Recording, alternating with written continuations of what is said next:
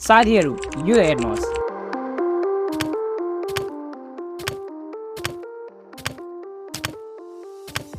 and guess what यो सबै logo तपाई पनि क्रिएट गर्न सक्नुहुन्छ बाइ युजिङ मोकअप्स के तपाई विश्वास गर्न सक्नुहुन्छ कि यो केवल केही मिनेटमा बनेको थियो आज म तपाईलाई यो entire process step by step guide गर्नेछु ताकि तपाई कुनै पनि समयमा आफ्नो लागि प्रोफेसनल र गुड लुकिङ लोगो क्रिएट गर्न सक्नुहुनेछ सो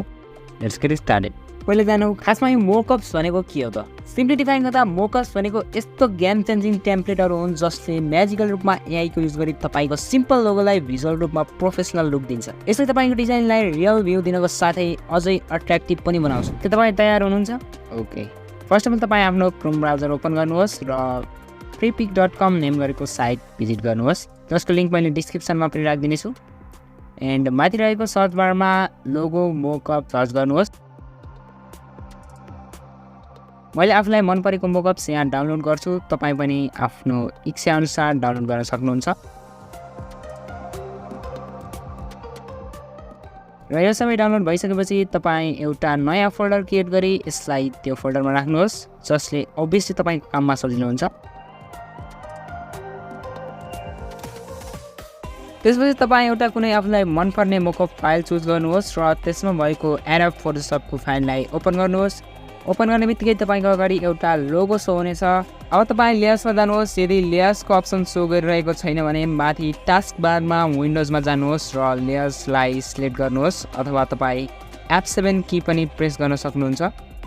अब लेयर्समा यो डिजाइन हियर लेखेको ठाउँमा डबल क्लिक गर्नुहोस् यो गर्ने बित्तिकै तपाई अर्को पेजमा पुग्नुहुन्छ अब त्यहाँ रहेको डिफल्ट लोगोलाई हाइड गर्नुहोस् र आफूलाई चाहिएको टेक्स्ट अथवा ग्राफिक्स एड गर्नुहोस् म चाहिँ यहाँ YouTube लोगो लेख्ने छु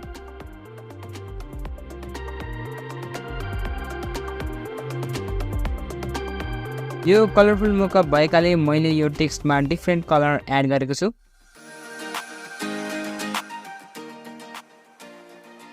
अब यो कम्प्लिट भइसकेपछि माथि क्रस आइकनमा क्लिक गर्नुहोस् र यसमा क्लिक गर्नुहोस्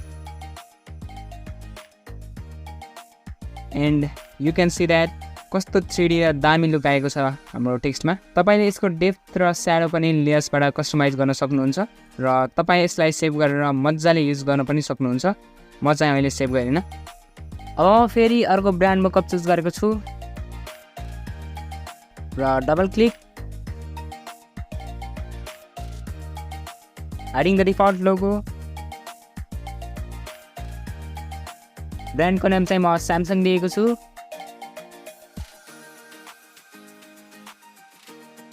र अघि जस्तै cut the page and simply click on यस र अब तपाई मलाई भन्नुस् कि यो कुनै एंगलबाट फेक देखिन्छ भनेर यो डिटेल्स स्याडो र हाइलाइटलाई चाहिँ एकदम टप नच लाग्यो नेक्स्ट टाइम म वुडन टेक्स्ट वाला मोकअप चुज गरेको छु अघि जस्तै यहाँ पनि त्यही प्रोसेस लागु हुन्छ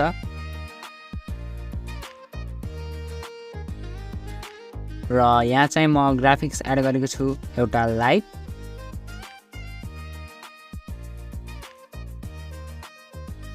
एन्ड टेक्स्टमा एस्ट्रोटेक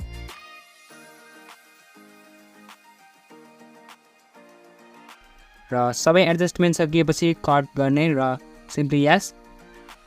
र आजको हाम्रो फाइनल लोगो पनि क्रिएट भइसकेको छ and I hope you guys enjoy this video र तपाईलाई लोगो मेकिङको डेडिकेटेड भिडियो चाहिएको छ भने please leave the comment below म अवश्य पनि एक्सन लिनेछु एन्ड थ्याङ्क्स फर वाचिङ